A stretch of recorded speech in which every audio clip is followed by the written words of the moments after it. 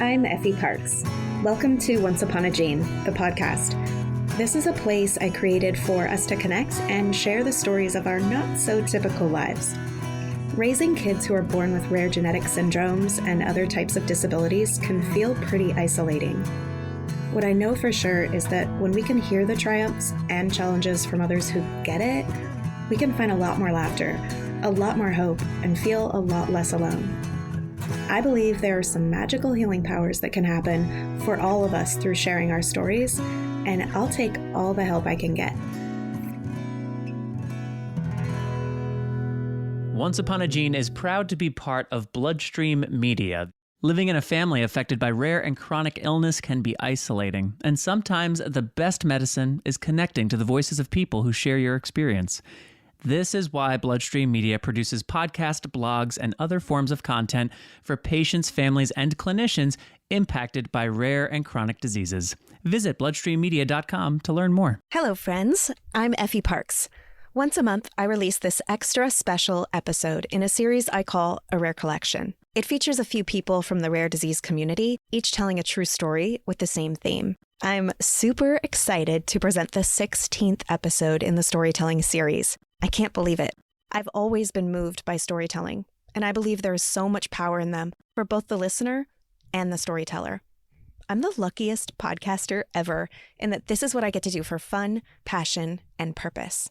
Today's episode features 3 rare dadvocates. The theme of the show for today is underestimated. The storytellers have the utmost freedom to be creative and to take the theme wherever their heart desires. Here's a story from Ryan Sheedy, dad to Reynolds, who has Costello Syndrome. When I think about the word underestimate, I immediately think about an underdog. As a kid, my favorite movie was Rudy. You know, the story of Daniel Ruettiger, the young man who was determined to play football for the University of Notre Dame. Man, I must have watched that movie 100 times when I was a kid. I've actually recently saw it again. On paper, Rudy was too small. He didn't have the grades to go to college. He was dyslexic. He was destined to work in the mill, just like everyone in his family had done so. No one in his family had ever gone to college, let alone a prestigious college like Notre Dame. But they all watched on Saturdays together as a family. I've loved this movie for so many reasons, but I love it even more now that I'm a dad. There's something about an underdog story about a person who is underestimated. Rudy was told from an early age that he couldn't. He had his own challenges, but that wasn't going to stop him. Rudy has often said it is always too soon to quit. In order for Rudy to even get a chance to play football at Notre Dame, he had to be a student. First order of business, Rudy had to make the grades to get enrolled. He pushed, he studied, he got tutored. Ultimately, he got into Holy Cross, a Notre Dame sister school. And after several tries and many disappointments, he finally was accepted to Notre Dame. All of that hard work had paid off. Now, the next challenge, it was time to work towards getting onto the team. That meant more sacrifice, more disappointments, more being told he couldn't. So what does all this mean? Well, I'm actually living with real-life Rudy. His name is Reynolds. He's one of my 3 sons. At the age of 18 months, Reynolds was diagnosed with an ultra-rare disease called Costello Syndrome. Costello is a genetic disorder that affects many parts of the body. There is no cure. Many children struggle to walk, talk, and feed themselves. In his short life, Reynolds has endured more than most in their lifetime. He's spent 103 days in the NICU. He has had countless surgeries. He has a 30-person doctor team. He's had week-long hospital stints. On paper, he is ultra rare, the most complex medically fragile kid you would ever meet. But I know, being his dad, knowing him beyond his diagnosis and his chart, Reynolds is the most determined little boy you'd ever meet. When he puts his mind to it, he can do it. It just might take him a little bit longer. Well, I've never thought about the parallels about these 2 people until today when I was asked to tell this story. At the end of the movie, Rudy got to play 1 down in the final game of his senior year. Everything that he'd worked for, sacrificed, came down to this one play. The entire stadium was cheering his name. Rudy, Rudy, Rudy. He had so many fans. I mean, I still cry every time I watch it. I cry even harder now that I'm a dad. because I see how determination inspires others. These fans were inspired by a story, a person, determination.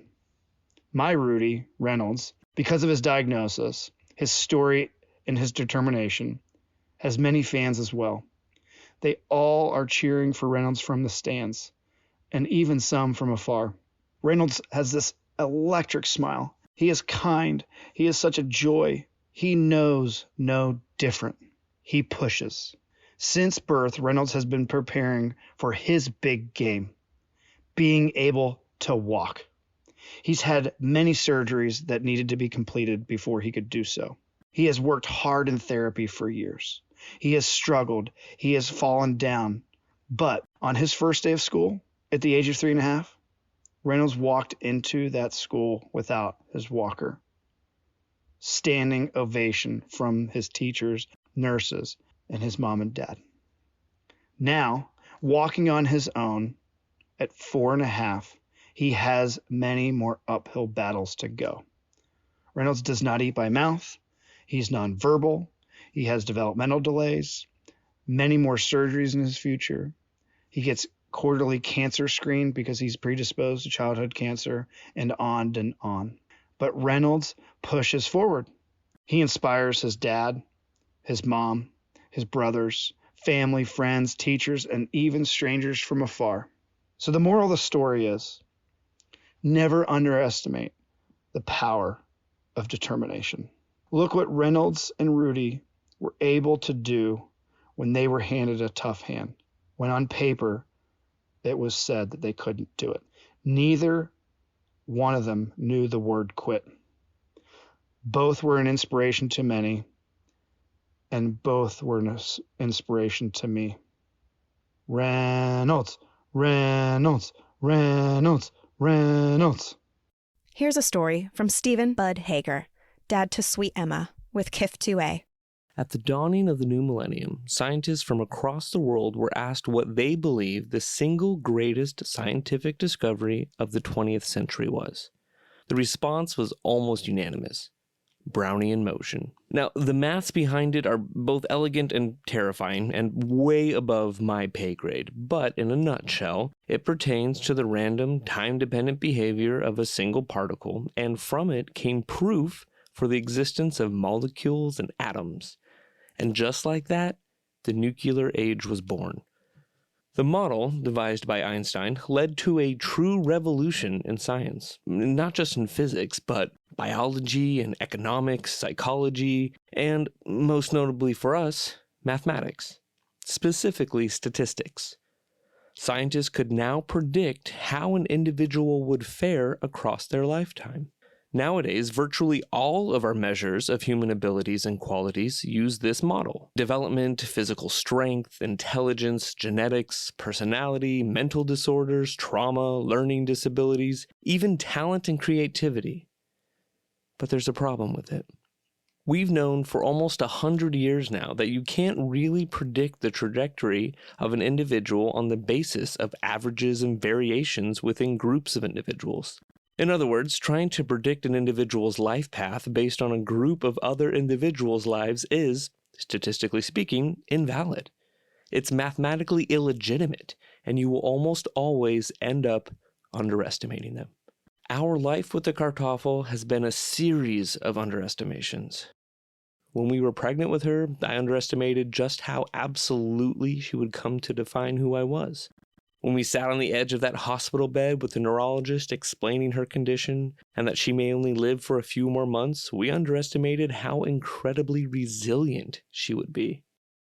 We underestimated how much bureaucratic red tape we would have to go through in order to get her equipment and services.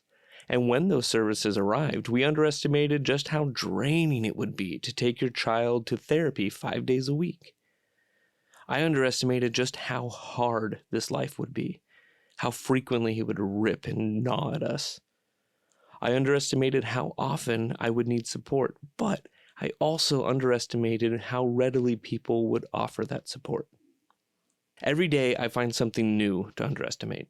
Living with a child who has a rare disorder is living in a world filled with medical reports and scientific journals and all manner of things that use, sometimes dogmatically even, the model of individual trajectory that I mentioned earlier. The same model that we already know is statistically misguided when applied to human development. Now, this isn't to belittle or belie the wondrous advances modern medicine has made. I'm well aware that without them, the Kartoffel would have died long ago. And I very much want them to keep making progress for her and her friends. But for me, the antidote to constantly underestimating her isn't in a graph or a chart. It isn't more data. It's something else. Something I will never see in an EEG or lab report. The antidote is her. Here's a story from Christopher Andrade, dad to Logan, who has Noonan syndrome. Hi, I'm Chris Andrade. Along with my wife Katie, we are raising our 3 beautiful children, Liliana, Logan, and Liberty. When Effie asked me to talk about underestimated and what that meant to me, I sat for a moment and thought, the first things that come to mind are the typical underestimating how long a project's going to take at work, the amount of time it takes to get from point A to point B, or how expensive and long a home renovation project's going to be. In reality, I think the biggest underestimation for me was my love for my children. I always knew I wanted children. I grew up in a house where my mom was a midwife. I have 6 brothers and 2 sisters, countless nieces and nephews. I loved babies. I loved holding them. I loved rocking them. I loved working hard to get them to sleep or figuring out what made them laugh. To see them giggle and smile, it melted my heart. So I knew, of course, I would love my children. It'd be the same, but it wasn't.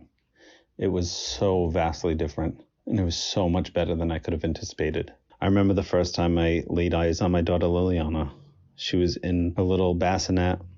I reached my hand in and put my finger inside of her tiny hand. We looked eye to eye, and I was lost. Oh, it was such a beautiful moment.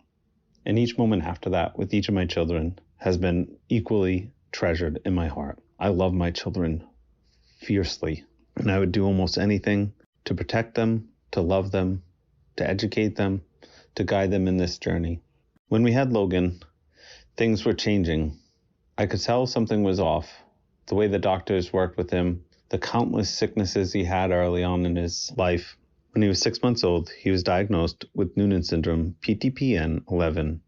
My wife called me on a work day and said, "Hun, I think this is it. I Googled it. It all lines up. It all makes sense." So, me being right next to my computer, I did the same. I Googled it. I said, no, this can't be it. No, I couldn't accept it. He was my perfect son. I didn't want anything other than perfection. And then I realized he was my perfect son, regardless of any condition or anything else that came up.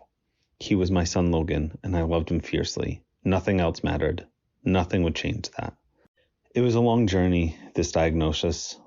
It was a struggle to get through the first 6 months, figuring out the next thing to do, the next appointment. We're inundated. I underestimated how painful it would be to be a parent. I remember the day that we were sitting in the doctor's office and the oncologist came in to tell us our son had cancer. It was probably the hardest thing I've ever experienced. Next to losing my mother, I just sat there, stunned, taking it all in. I couldn't take this. I didn't know how to handle it. I couldn't process it. For the next year and a half, I think we just muddled through our lives, making it to next appointment to next appointment. We prayed.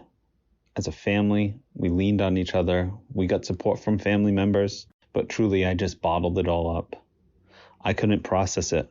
I just had to be there for him, be as strong as I could for my wife, and get our family through this. For the next year and a half, I held it all in. And then the day came where we got the word that his cancer was resolved. I cried like I hadn't cried in years. It was like the first time I could finally breathe.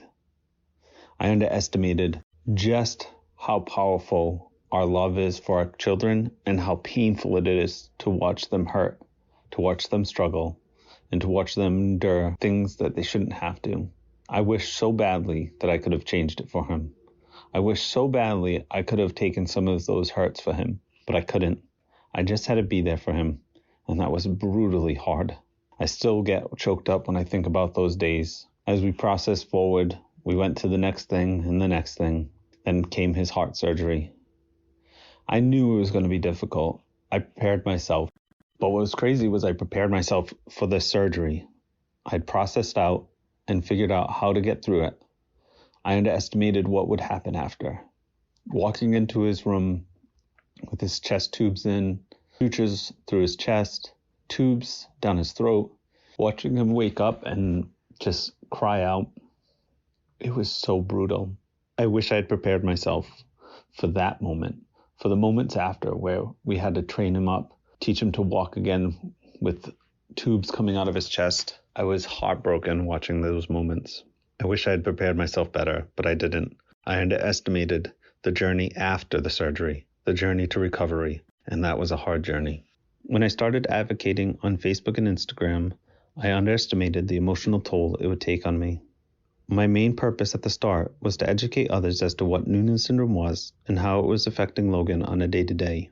I wanted the world to know just how wonderful and fiercely brave this little kid was. But along the way, you start getting these beautiful messages from other families, sharing in their joys and heartaches is the thing that I didn't anticipate. These were kids I didn't know, and yet I sat in bed crying as I read messages, laughing, smiling. It was beautiful and painful. I think of boys like Tate and Octavius, whose lives were cut way too short, and whose families have to endure such heartache. There are not enough words in the English language to express just how sorry I am for these families to have to endure these tragedies. Here I was, a man across the country, crying my eyes out for children I never knew and never met. I came here to express and educate my journey, and I was being blown away by the journeys of others because of it. I hope you've been enjoying this podcast. If you like what you hear, please share this show with your people, and please make sure to rate and review it on iTunes or wherever you get your podcasts. You can also head over to Instagram, Facebook, and Twitter to connect with me and stay updated on the show. If you're interested in sharing your story, or if you have anything you would like to contribute, please submit it to my website at effieparks.com. Thank you so much for listening to the show and for supporting me along the way. I appreciate y'all so much. I don't know what kind of day you're having, but if you need a little pick-me-up, Ford's got you.